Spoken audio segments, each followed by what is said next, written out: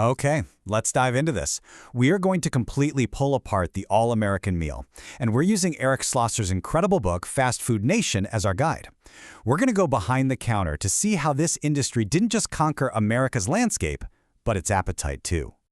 But to really get a handle on its power, we're not starting in a restaurant. Nope.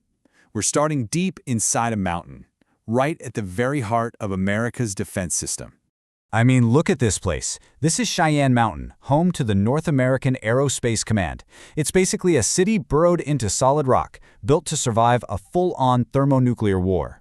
We're talking 25-ton blast doors, its own power plant, the whole 9 yards. And get this, as the book reveals, even here, when the people protecting the entire nation from Armageddon get a little hungry, what do? They call for pizza. A Domino's delivery driver actually winds their way up the mountain, past signs that say deadly force authorized, right up to those massive blast doors. It's just the perfect symbol for how deep this stuff goes. Now, the sheer scale of this industry, it's just staggering. This number you're seeing, $110 billion, that's what Americans spent on fast food in the year 2000 alone. It's a figure that's almost impossible to really wrap your head around. Just let that sink in for a second. More than on movies, books, magazines, and music, all of them combined. So this isn't just about grabbing a cheap meal anymore. It's become this dominant economic and cultural force that has fundamentally reshaped the entire country. So how in the world did this happen? Well, let's go back to the origin story. And it's a classic American dream tale, really, born in that sun-drenched, car-crazy culture of post-war Southern California. It all starts with pioneers like Karcher. He was a farm boy from Ohio. Came to California with basically nothing, worked these punishing hours, and then in 1941, he borrowed $311 against his Plymouth Super Deluxe to buy this exact hot dog cart in Los Angeles. And the thing is, he wasn't alone.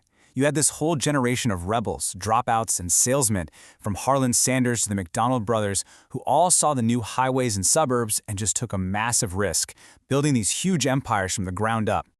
You know, these founders, they didn't really mourn the loss of the old America. When someone asked Carl Karcher if he missed the beautiful orange groves that his restaurants were paving over, his answer was simple. He saw all that change, the new car culture, the freeways. He didn't see it as a loss. He saw it as progress. But that dream, that progress, it was built on an innovation that was absolutely revolutionary. And it didn't come from a chef. It came from the factory floor. This was the engine that powered the entire industry, and its logic would eventually reach far, far beyond the kitchen. So back in 1948, Richard and Mac McDonald were just done with the drive-in business. They were tired of teenage customers breaking their dishes, and they were tired of constantly trying to find good short-order cooks. So they did something crazy. They fired everybody, closed their super popular restaurant, and decided to completely reinvent the whole thing. They just slashed the menu, getting rid of anything you needed a fork or a knife for.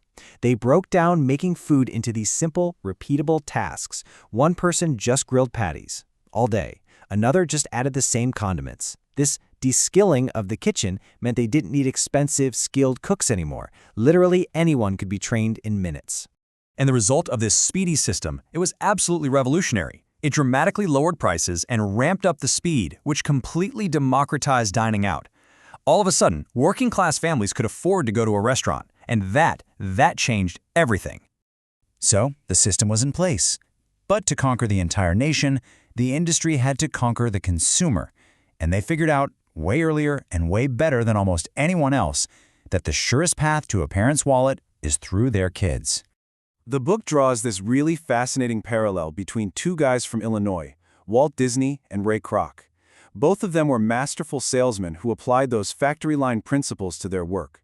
But their biggest shared insight was realizing that if you capture a child's imagination, you've captured that family's business.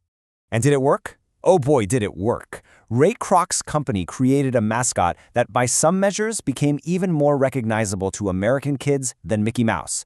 The playgrounds, the toys, the cartoons, they weren't just fun little additions. They were powerful, strategic marketing tools.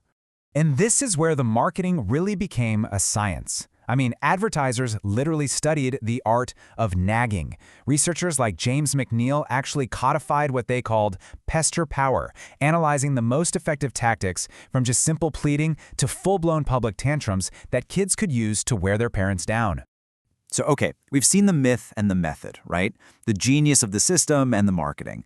But the real core argument of the book is about the reality, all the hidden costs that are never, ever listed on the menu.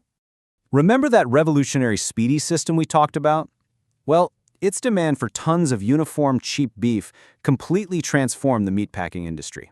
The exact same logic of de-skilling labor was applied, turning what used to be a skilled, high-paying job into America's most dangerous profession, increasingly done by poor workers whose injuries often just go unrecorded. And those same high-speed industrial practices that put workers in danger have also, the book argues, created brand new risks for consumers. The system that was designed for ultimate efficiency also made it easier for deadly pathogens like E. coli to get into the food supply on a massive scale. And this right here is the ultimate takeaway.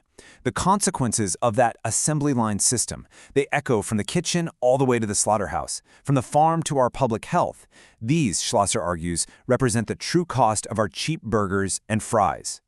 And that kind of leaves us with one final question. We've seen the behind the shiny counters and the Happy Meals. There's this vast and often pretty troubling system. So after peering behind that curtain, the real question isn't just what do I want to eat, it's what kind of world am I buying into?